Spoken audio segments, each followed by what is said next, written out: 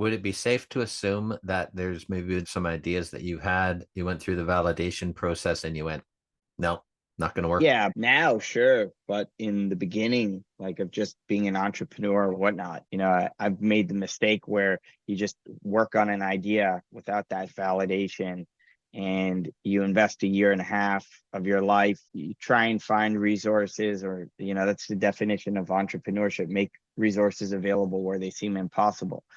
So you're persisting, you find some resources, and it should have just validated it. And you get scar tissue like that. It's good for you as an entrepreneur, but it's avoidable. Like to your point about the question is coming at the end, like how do you coach the next generation? Like that's something that I'll mentor on and I speak to people about, is like less is more in business, and taking ideas from beginning to fruition or to execution. And you always want to keep focusing on minimal viable products. What's the least amount that I can do to validate and execute if there is something really there?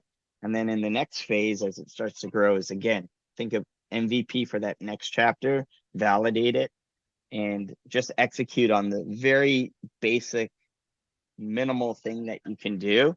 Because what happens is when you take it to market, you get feedback on that, and that's where you start iterating. And that's how you grow companies a lot faster.